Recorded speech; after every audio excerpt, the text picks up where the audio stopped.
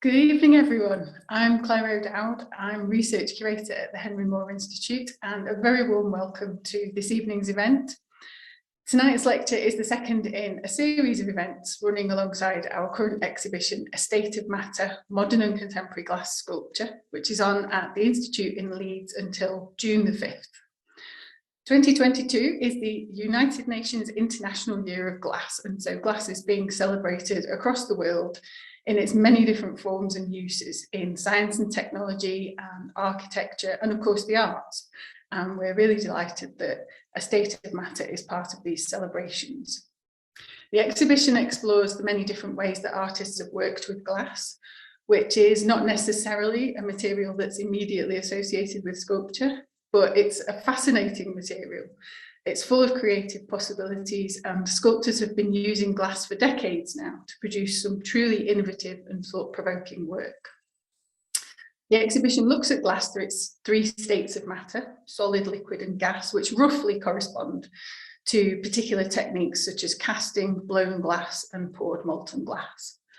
Sometimes the artists in the exhibition have worked with the common properties of glass. Sometimes they've challenged them or subverted our expectations of what glass is and what it can do. The sculptures in the exhibition date back to 1965, and the focus is very much on modern and contemporary glass sculpture. However, glass has a long and fascinating history in the UK, and so this evening we're going to explore part of that in more detail as we look back to the role of glassmaking in Britain during the Enlightenment period. So without further ado, I am delighted to welcome Dr Caroline McCaffrey-Howarth. Caroline is an art and design historian, specialising in decorative arts, material culture and the history of collecting. She is curator of 17th and 18th century ceramics and glass in the Decorative Art and Sculpture department at the V&A Museum. And she's lecturer in the History of Design MA with the V&A and the Royal College of Art. Caroline gained her PhD at the University of Leeds in 2019, where she's now also a visiting fellow in the School of Fine Art, History of Art and Cultural Studies. Caroline's talk this evening is titled A Glassy Society, Glassmaking in 17th and 18th century Britain. So very warm welcome, Caroline. And if I can invite you now to share your screen, and I will hand over to you. Hi everyone, and thanks so much for that kind introduction, Claire. And it's really, really great to be with you all today. And I have to say, I just think it's wonderful that somewhere like the Henry Moore Institute is putting together and putting on an exhibition dedicated to glass and to thinking about the sculptural qualities of glass and glass itself as a sculptural art form, really giving it a chance to shine in the spotlight in a different way, which is really, really interesting. And as Claire mentioned, I did my PhD at Leeds, and the HMI and Leeds in general really holds a special place in my heart. So it's great to be back here virtually today with you all and chat about another passion of mine, which is glass. So as Claire mentioned, I'm the 17th and 18th century curator for ceramics and glass at the V&A Museum in London. And so today I'm going to focus on the role of glass in London during this period, this kind of long period of experimentation, of creativity, but it's also a global story as well, although it's very much centered on London as a space and a place where glassmaking kind of starts to shine, as it were. But why glass? What is it about glass that draws us in? Well, I think given that 2022 has been designated as the United Nations International Year of Glass, it's a pretty good time for us to think about this question carefully. And so just to begin my talk, I do want to sort of have a few reflections on the significance of glass as a material. And throughout time, I think glass has often had a very practical function, whether it's for windows, for glass houses, as drinking vessels, things like this. But in art history, glass is often focused upon for the glimpse in which it gives us into other worlds, other lives, or the reflections it provides of the self through mirrors. Yet glass is also frequently painted as capturing something else, like we can see in this rather infamous image of the convex glass mirror in the Arnolfini portrait, which I absolutely love. At its heart, though, glass is so often viewed as a form of alchemy. as a process through which materials transform from one thing into another. And so it's interesting hearing Claire talk about the different stages of the exhibition and the themes that have kind of underpinned the curatorial vision of the show as well. For myself, and I think for many others, of course, the recent Blown Away series by Netflix has, I think, in many ways hit the nail on the head by showing people the amount of skill, attention, perseverance, but also sometimes sheer luck, which is involved in the process of manipulating glass as an artist. And these images, I think, really show the making process and how performative it is, and extremely laborious and highly physical. And this performativity has in fact been celebrated for many centuries. So one of the rare ancient literary texts which we know about, which discusses the process of glass blowing, even likens it to a musical process. So this is a section of a well-known Papyrus Oxyrhynchus text from the 3rd century AD, and it discusses how glass is fabricated. And at this point in 3rd century AD, there was very little known about how this process actually came about. It was almost seemed to be magical. But this writing, this ancient text states, and I quote, "First he, that is to say the glass blower, heated the very point of the iron, then snatched from nearby a lump of bright glass and placed it skillfully within the hollow furnace.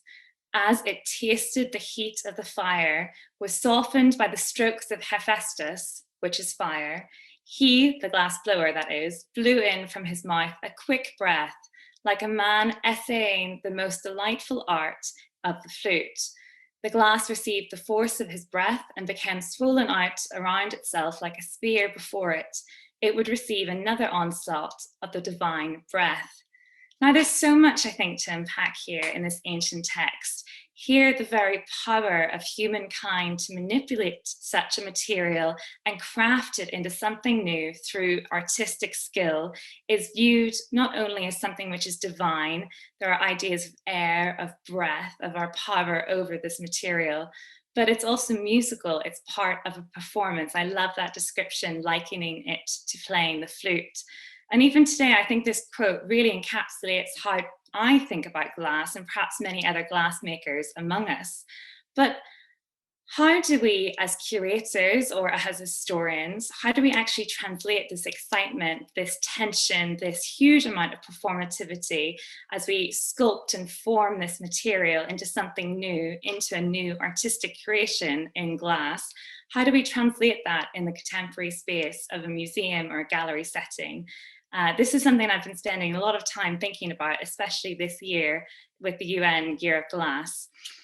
And I don't necessarily have any answers, but I think it's important before we, jump back in time, as it were, to think about what glass means to us, and maybe what we think about when we think of glass, and our perceptions of it before we walk into a museum space and see some.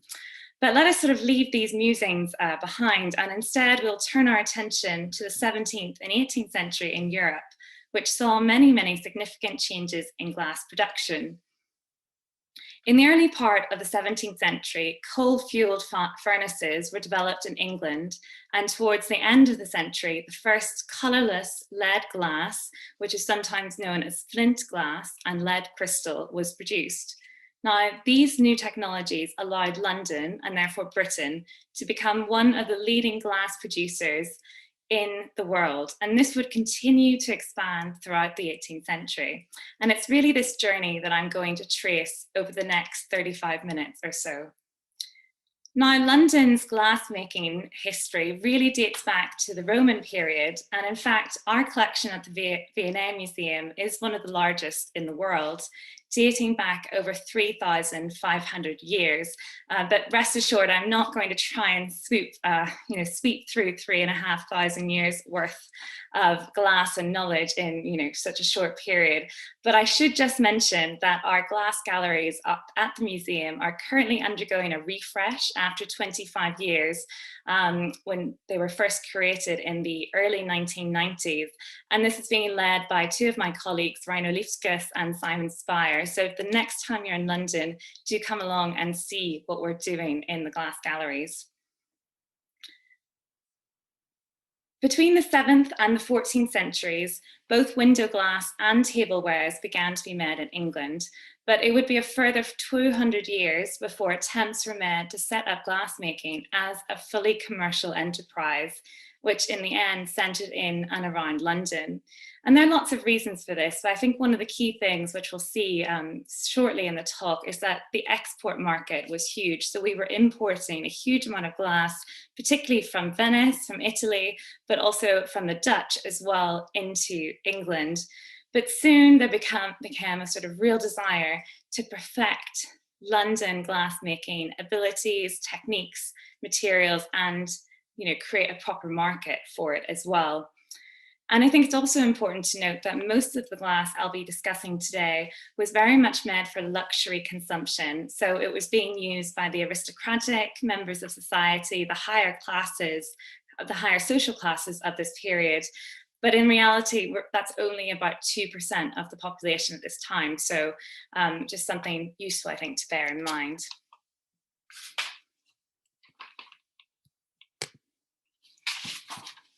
As London became more and more important and grew in stature as the European trading centre across the Channel from Antwerp, the demand for glass, both for windows and for tableware, continued to increase. However, in London, we just didn't have the skill and the mastery like other centres such as Venice or Antwerp. So in 1571, to rectify this problem, the Venetian glassmaker Jacopo or Giacomo Berzolini, who had worked in Antwerp for 20 years, was brought to London. Now, he was brought to London by a French man called Jean Curator, and Jean Curator was the owner of a glass house in London called the Crutched Friars Glass House, or Crutched Friars Glass House. Now, so he brings Berzolini over, but the year later, Curator dies.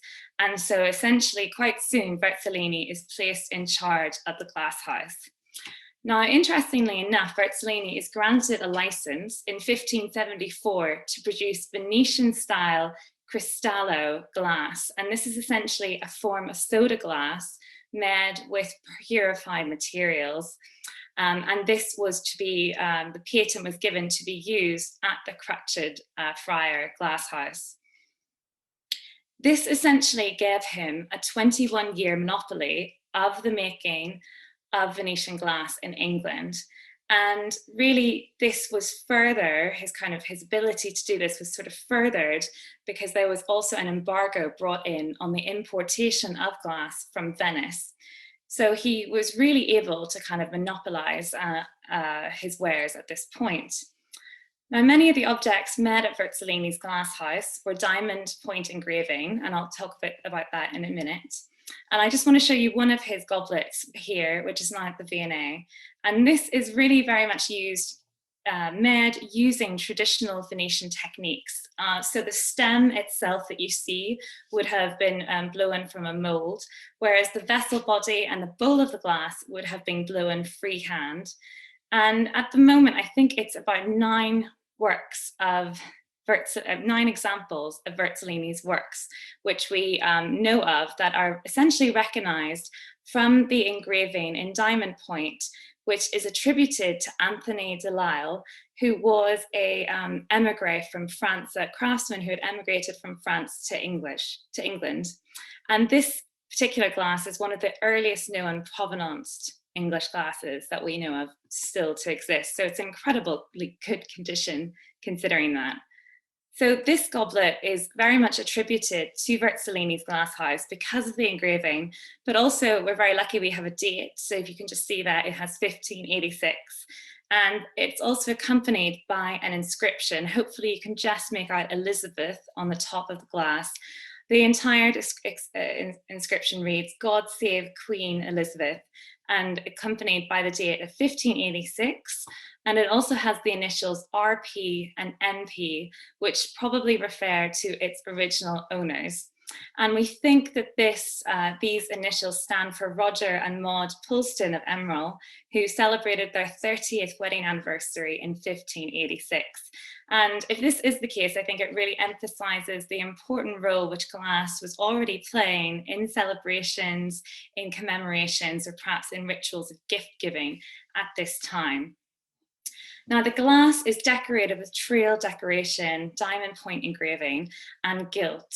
And essentially diamond point engraving involved scratching decoration freehand onto the surface of the glass using a small splinter of diamond, which would essentially be mounted onto a wooden stick, or possibly the edge of a piece of quartz rather than that of a diamond.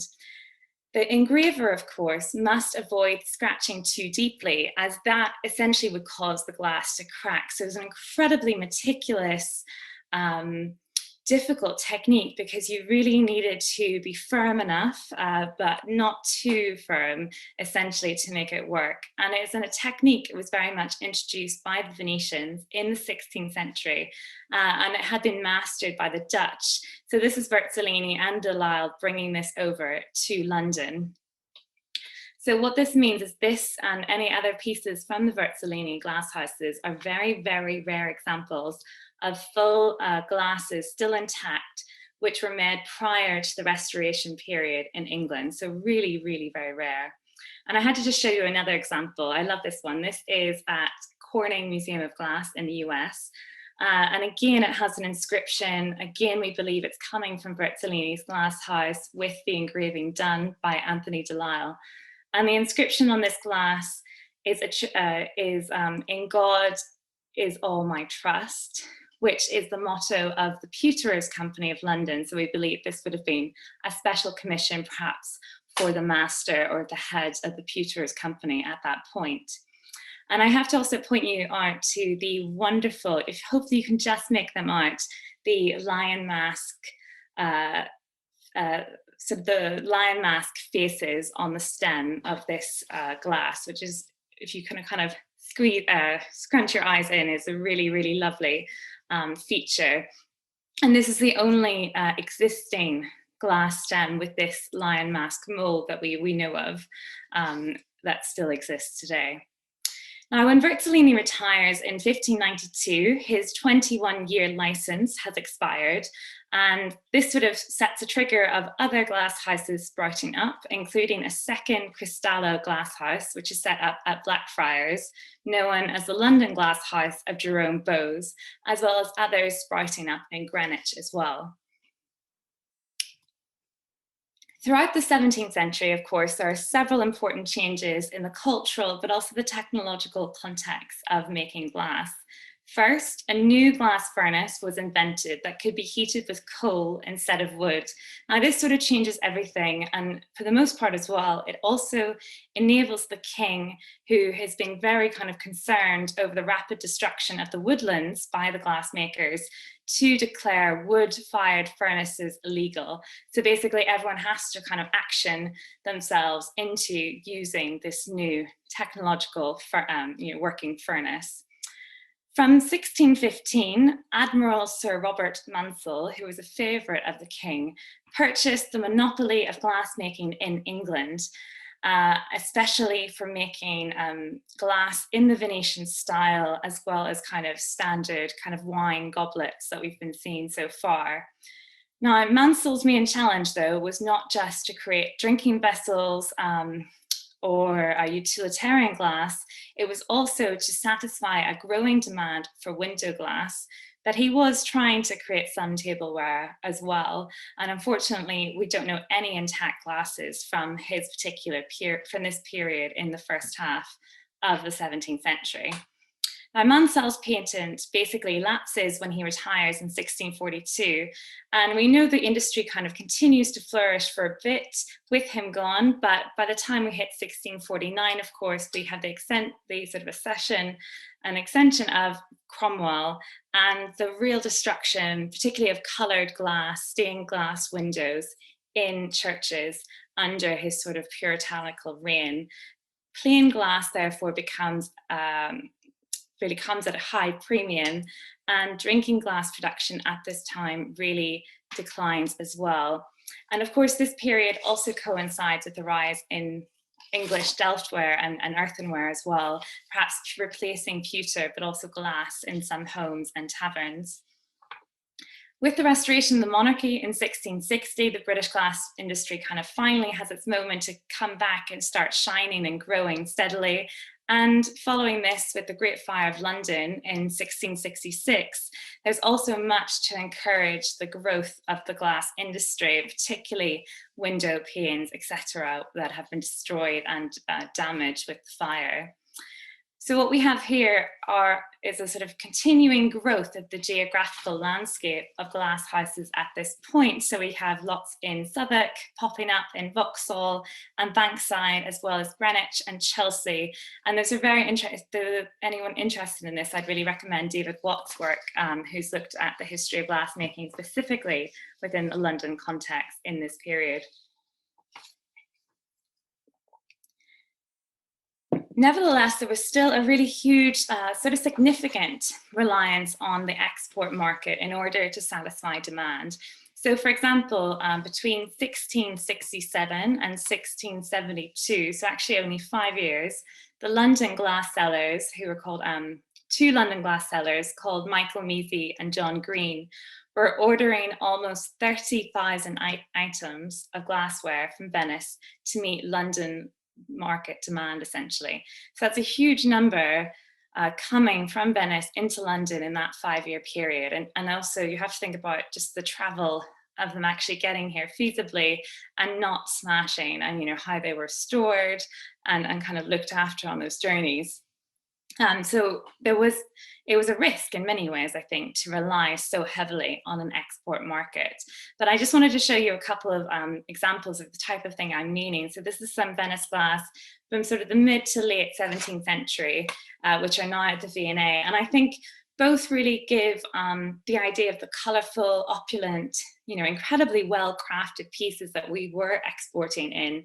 And I think it's really clear from these two examples just how far away we were in London at this point from achieving such technical and aesthetic mastery in glassmaking.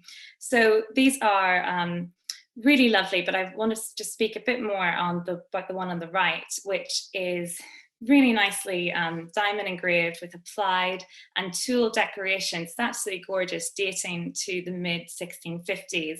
And this lovely additional decorative detail that you can see with the blue sort of looping scrolled around on the stem would have been achieved by hot working.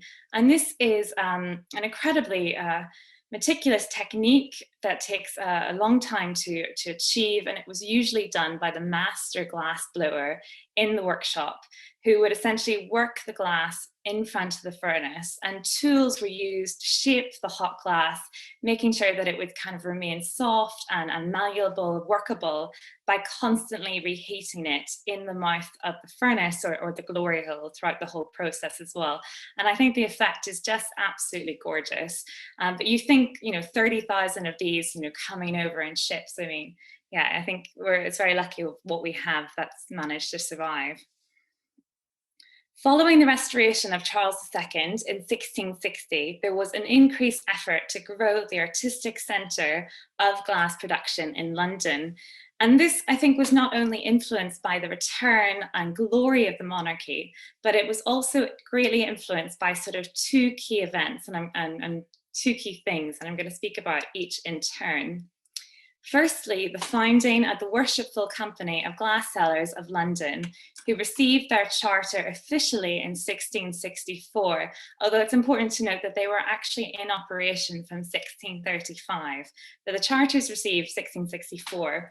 And essentially, one of the main tasks of the Worshipful Company of Glass-Sellers includes countering large numbers of street sellers in London and elsewhere in Britain who were essentially debasing the trade in glass by selling shabby goods that were low quality from unknown sources.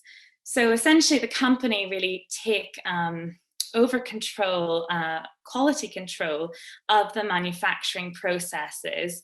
And this is for a range of types of glassware, from kind of drinking vessels, but also hourglasses, mirror-looking glasses, utilitarian domestic tablewares as well. So from a modern perspective, this can maybe look like simple trade protection against competition, but it should be remembered that glass was very difficult to make still, at this time in a consistent manner. So essentially they were brought in to relegate the market, and they do that very well. And once we get to a level of consistency, of course, the glass market within London, the making market, can really start to thrive. The second pivotal shift during this point was the publication in English of, in 1662, of one of the greatest publications on the making of glass of Antonio Neri's 1612, The Art of Glass book, which was translated by Christopher Merritt in 1662. And this important work basically gave details of how to make colourless glass in the Venetian style. So it describes how to make a variety of colored glasses and imitations of jewels. And it also suggests using lead oxides to do this as well. And at this point, a number of new patents are granted in the 1660s for the manufacture of glass, sort of encouraged by this increasing knowledge of how to actually make these things. And one of these patents goes to a very wealthy man called the Duke of Buckingham, and he receives a patent to make Venice Crystal.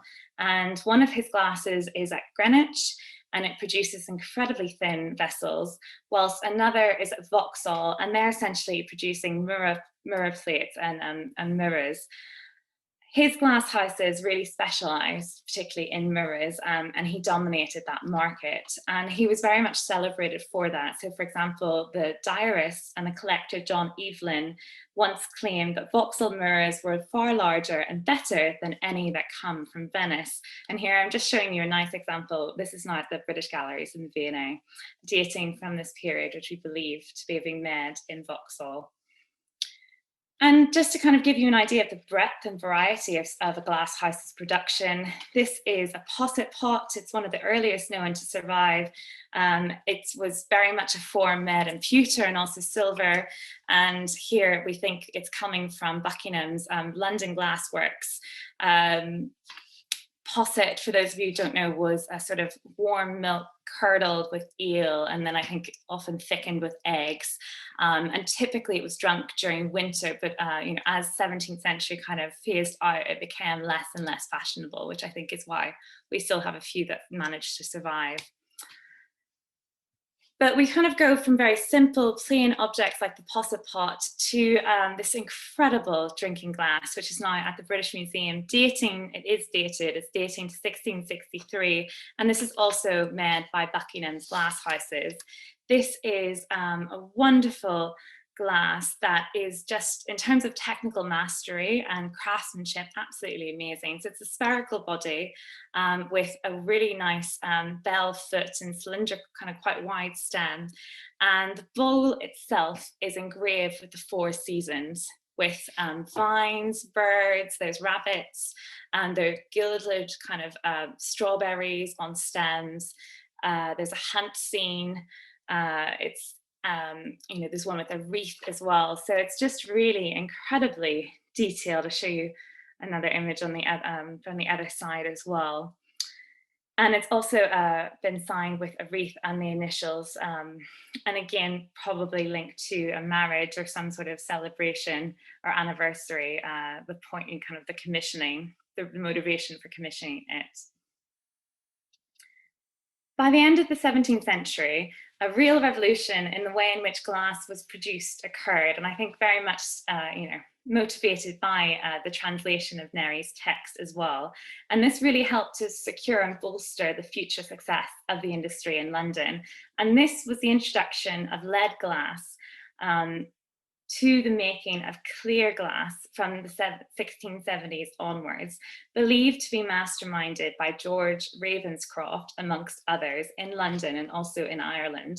Now, Ravenscroft had spent some time as a merchant in Venice, from where he'd bought and brought back luxury goods such as lace back to London.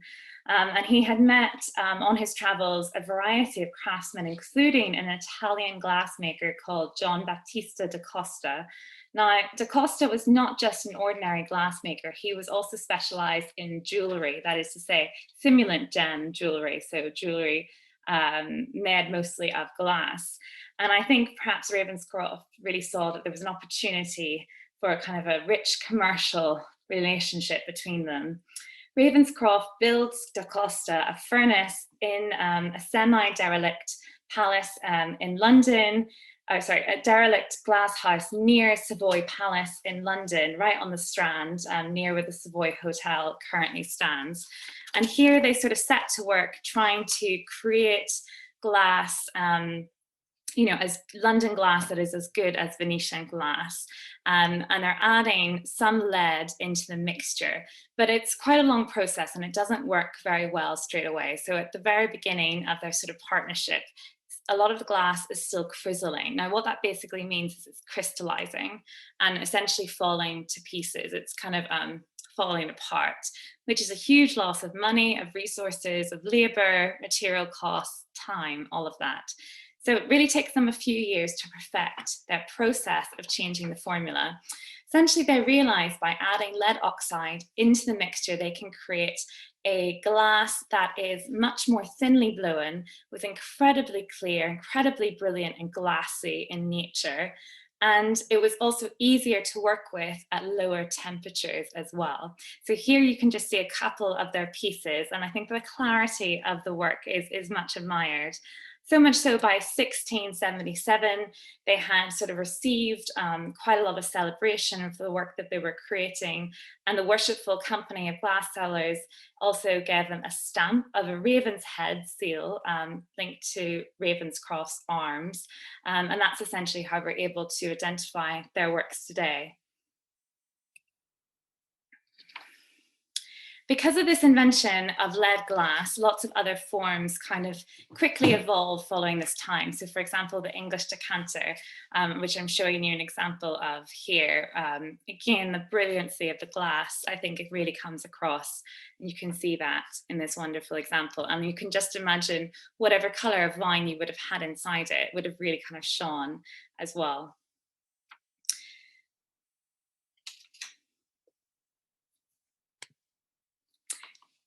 The decanter, I should also say at this point, was really kind of evolving in form, and there was a boom in a variety of shapes and colors. This is another really lovely piece that is now at the V&A on loan, actually, from the Museum of London.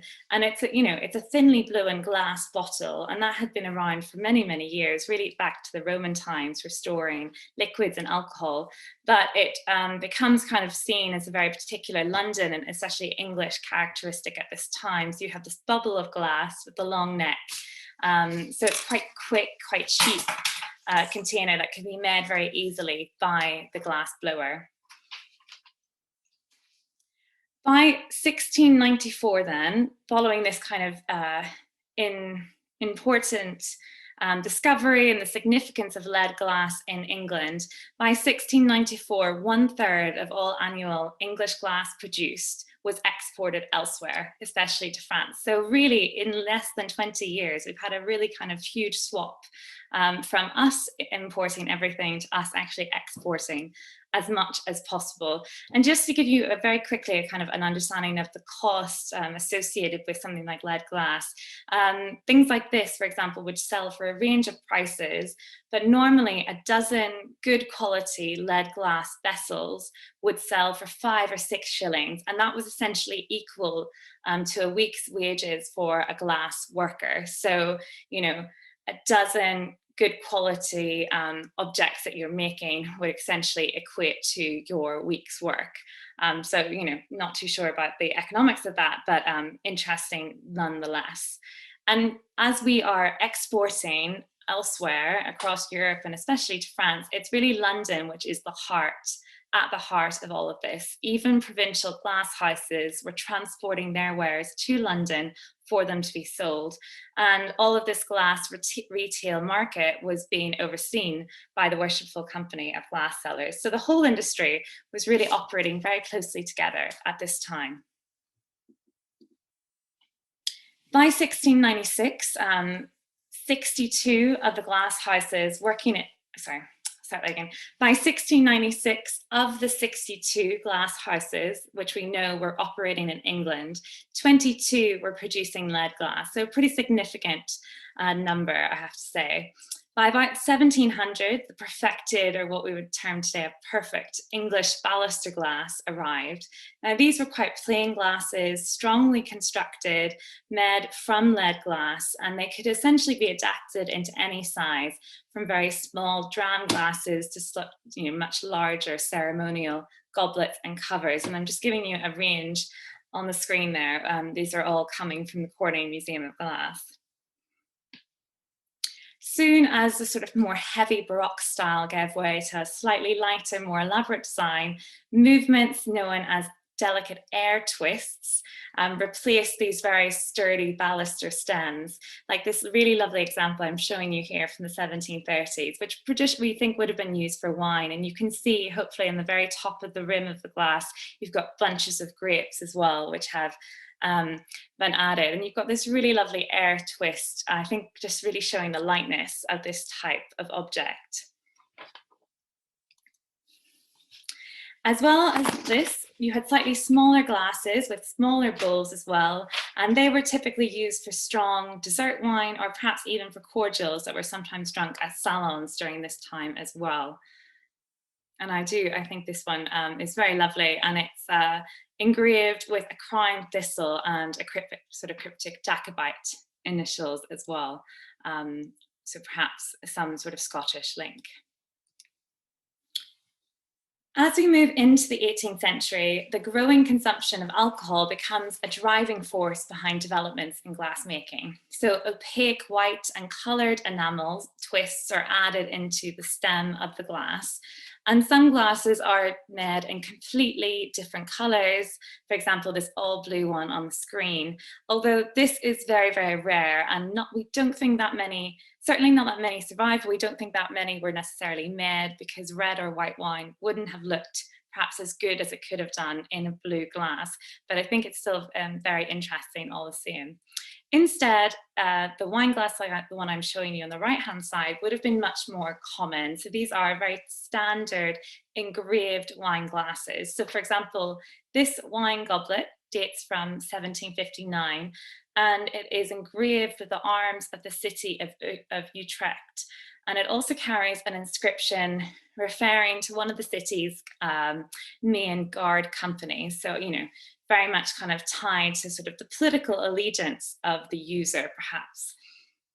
And during the 18th century, such companies and societies, if they were having large social functions, they would perhaps use their goblets for special toasts to signify certain allegiances, or to kind of toast certain successes. So sometimes toasts also called for particular types of decoration and hidden meaning in glasses. And this could include marriage, birth, friendship, and love. And I just have to spend some time talking about this amazing and incredibly special wine glass, which we recently acquired at the museum. It's just gone on display, I think, last month. And this was made in the Netherlands around 1735 to 1750, but thereabouts, but essentially in that kind of before the second half of the 18th century. Now, the engraved decoration suggests that it was intended for proposing toasts at special occasions to celebrate the forbidden love between two men. The inscription reads, in Dutch, David and Jonathan, the glass of friendship. Deeper knowledge of the social and cultural background against which this glass was made reveals a hidden message of love between two men. The biblical story, for those of you not fully aware of it, depicted on this glass is David and Jonathan. Now, Jonathan was the son of Saul, the first king of the Israelites, and this is told in the Old Testament of Samuel. David was a handsome shepherd boy who was anointed by the prophet Samuel to become the future king of the Israelites. And as King Saul had fallen out of God's grace. The story tells us that David is summoned to play the harp for King Saul, who is low as the good spirit of God has sort of departed from him. And while at court, David slays the Philistine giant Goliath, as many of you will know, with his slingshot. And he becomes a successful soldier and, sort of the people's favorite. And soon he meets Saul's son, Jonathan, and the two men form a strong bond. Of course, Saul becomes jealous. He hurls a spear at David, and so David flees the court.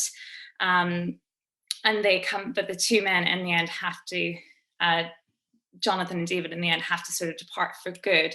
And it's written that David arose from the ground and the place towards the south, fell on his face to the ground and bowed down 3 times.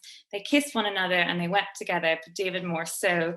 Then Jonathan said to David, go in peace, since we have both sworn in the name of the Lord, saying, may the Lord be between you and me and between your descendants and my descendants forever.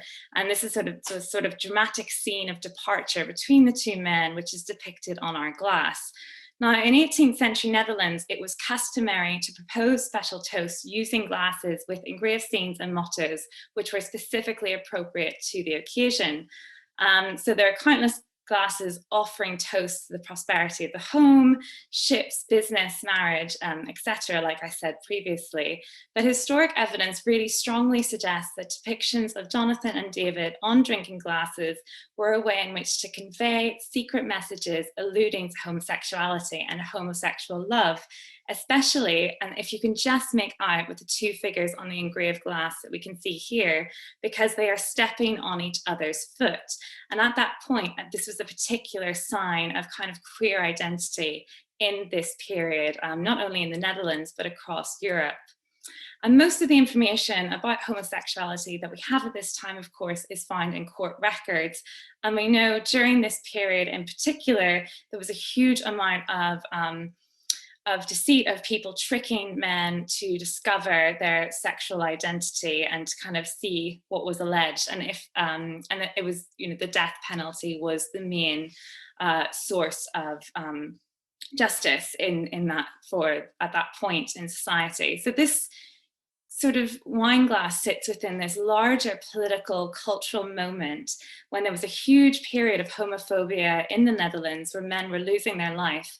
And a secret message engraved in the glass was a way of signifying love, of friendship to those who knew. So it essentially enabled the user to speak freely to those in the know. So it's really, I think, a remarkable form of queer heritage that we have in front of us. Toasting was very important, but trick glasses also were as well. They played a very key role in the drinking culture of Europe at this point. They essentially made drinking very, very difficult indeed. And I couldn't finish without speaking about this incredible stag glass, which is my sort of main image at the front. This was essentially devised to make drinking incredibly difficult as part of a feast or a dinner sort of gathering, because essentially not everyone understood exactly how the vessel functioned. So this is a late 17th, early 18th century German example of the stag.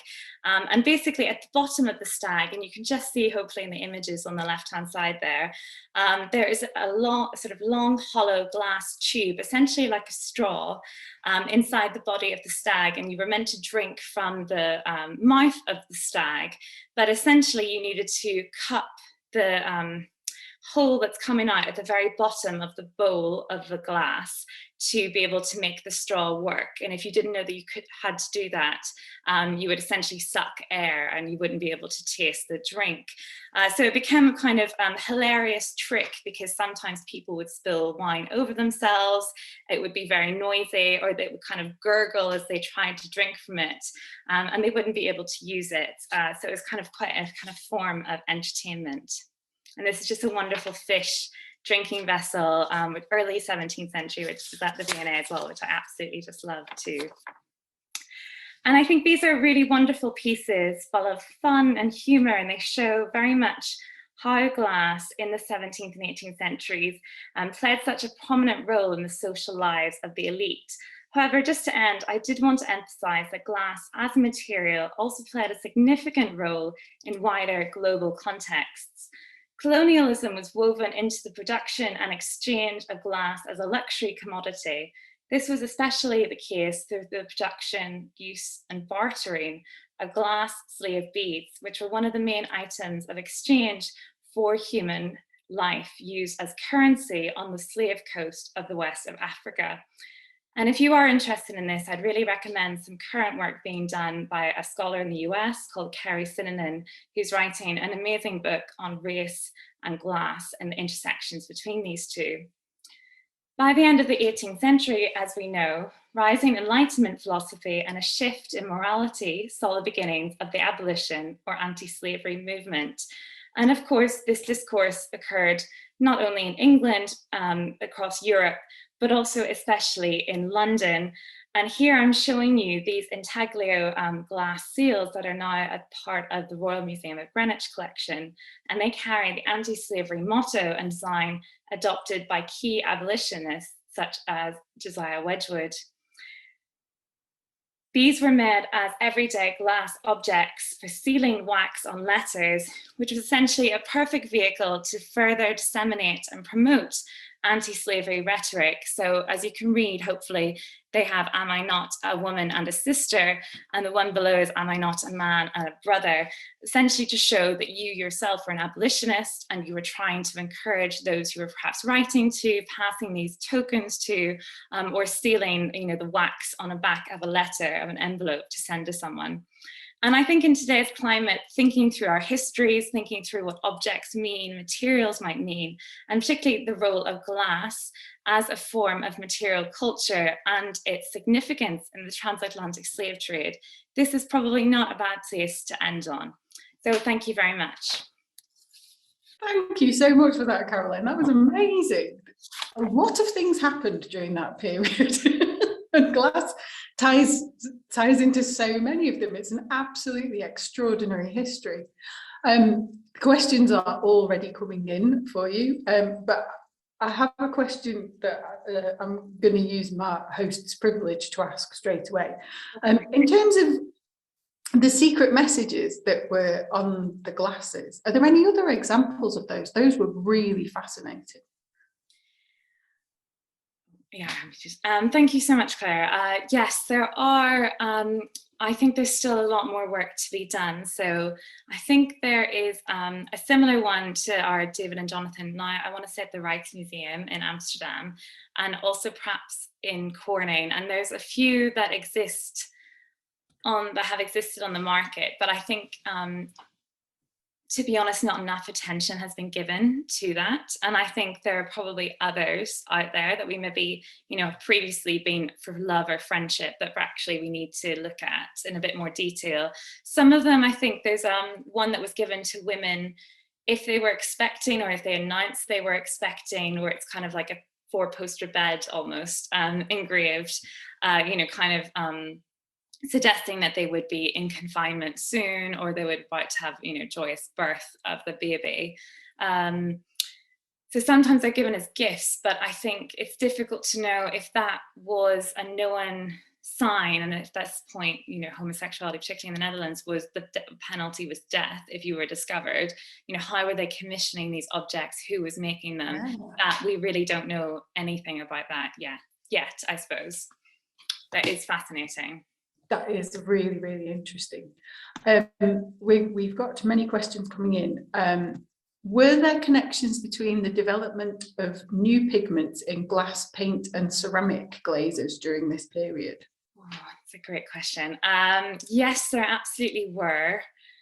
I think there's still needs to be more work done, particularly in the 18th century. In the 17th century, it's a bit easier to understand because, for example, when the London Delftware industries, which is to say tin glazed ceramic body earthenwares, kind of, come out onto the scene from the kind of 1640s, more so onwards, a lot of them are linked to glass houses or near glass houses, or kind of setting up in very similar areas, which is interesting.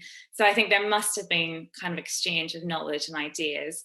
And the same goes into the 18th century. By the time we hit the 19th century, absolutely, you have very similar kind of recipes for glass and ceramics happening at the same time. And I'm just at the moment transcribing an 1810s ceramics recipe book by the artist Thomas Baxter, and he's talking a lot about glass recipes, but he's specifically talking about creating recipes for painting on ceramics, but he's constantly referencing glass and things like the Portland vase, the cameo glass, and things like this. So it is linked, and it does shift throughout the 17th, 18th, and 19th centuries. Hope that answers that. Yeah, that's a great question. And another question, could you say more about the use of moulds in glassmaking at this time? Were they designed and made by the same people, or was that a specialised skill, and what were the moulds made from? That's a brilliant question. I have to say that that is not something I know as much about as I would like to know about. I think they were definitely, glass molds were being made in the glass house that they were being used in. And actually molds in glass making is something that dates back way back to the Roman times. There's a really fantastic duo called the Roman glassmakers who are based in Salisbury. And the reason I mention them is because they have various videos online where they actually show how they're trying to recreate as historically accurate as possible Roman glass molds today. Wow. And then actually create the Roman glass themselves as well, and they make kind of Roman style furnaces and things like this as well. So I would much rather than try and kind of botch, I suppose, an answer, I would direct you to look at some of their works. It's really, really interesting. Amazing. Is there much work of that kind going on in terms of recreating ancient or? Yeah, there definitely is. And there's period? some really brilliant people at the Corning Museum of Glass who've spent a lot of time doing this as well. And I think that kind of process of embodied knowledge remaking is so key. And there was a huge project done by, I want to say, Pamela Smith in the US about 10 years ago on a kind of embodied making practices. And she was working with a couple of people at Corning, but also at Royal College of Arts and Rainer Lufske at the V&A. And part of that was kind of actively, you know, going through the motions of using this material and the literacy that you get from that. But the glassmakers, the duo, the Roman glassmakers I mentioned, are really interesting just because they are making Roman glass, but then they also historically recreate glass from particularly the 17th and 18th century for things like Game of Thrones or TV shows, movies, theatre sets, which is, yeah, slightly a different kind of more commercial side of it, but interesting all the same, actually, that, you know, period dramas like that do actually want to have correct looking glassware on their screens, which I find really interesting. That is really interesting. I like that fact that they're after historical accuracy in that way. That's kind of reassuring. I like Yeah, exactly. There's a question specifically for you and about your how you ended up in this field. How did your interest in this subject develop, and was there a particular work or maker that inspired you to pursue it? That's a great question as well. I think for me, my background is very much kind of art history quite broadly, and more recently in the last 10 years or so, I've really specialised in decorative arts, particularly ceramics, glass and furniture. So I suppose ceramics is really my way in. I grew up in Ireland in absolutely the middle of nowhere, but very close to a ceramics factory that just cropped up towards the end of the Victorian period called Bleak Porcelain. So that's sort of where I got my initial ceramic bug.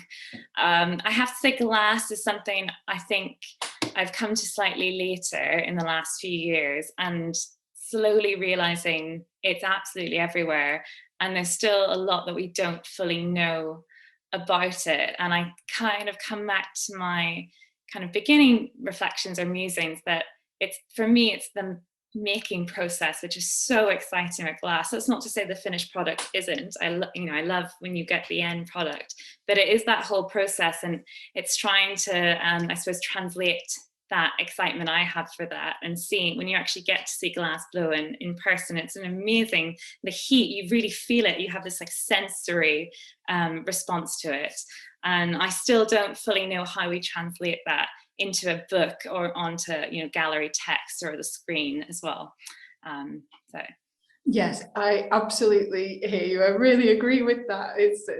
I've had such a wonderful time researching this exhibition and just visiting glassmakers and watching the process. There's something absolutely magical about it. It's incredible. Yeah, it's a fun for me, isn't it? In one sense. It is. I'm a little bit obsessed with it now. I was warned this would happen. Me too. It's easily done. I think we're slightly running out of time now, but we've got one more question. Are many of the glassmaking processes used in the 17th and 18th century still used in glassmaking today? Yeah, absolutely. Absolutely. Easiest answer to that. Yeah, I think the one thing I would say, and I did notice it actually reflecting upon it when I saw the screen of my glass blowing, is that it was all men. I would say the biggest change is probably the gender ratio. And today you have, in the last 100 years plus, you've had a lot more women in the women in those spaces. I think that's probably the biggest change, perhaps. And also the industrial kind of shift that happens towards the end of the 18th century and then throughout the 19th century in places like Starbridge, which have a huge kind of growth in industrial glassmaking processes as well, that do find other ways. But quite a lot of people working today in studio glass will be using similar techniques, similar tools. Yeah, absolutely. And then there's a kind of weight of tradition that is involved in that is hugely respected, I think, and that's something really nice. Yeah, and also the time, kind of the apprenticeship, the years to train to get to the level you need to be at, probably not that dissimilar, I would say, in many ways as well. Yeah, definitely. And we've hit 7 o'clock, so I think that's a good note to end on. So thank you, Caroline, that was absolutely fascinating. Thank you to all of you for watching and for brilliant questions as ever, much appreciated. Please join us again on Wednesday the 6th of April at 6 o'clock for the next event in this series, when I'll be in conversation with Hugh Locke, which I am incredibly excited about. Hugh's sculpture, Mummy's Little Soldier, is on display now in A State of Matter, which you can see at the Institute until June the 5th. And of course, he's been in the news this past week for his incredible new installation, The Procession at Tate Britain, which opened last week. So I'm really looking forward to talking to Hugh Locke. But that's it from us for tonight. So thank you again to Dr. Caroline McCaffrey-Howarth for a fantastic evening, to all of you for watching, and we'll see you again very soon.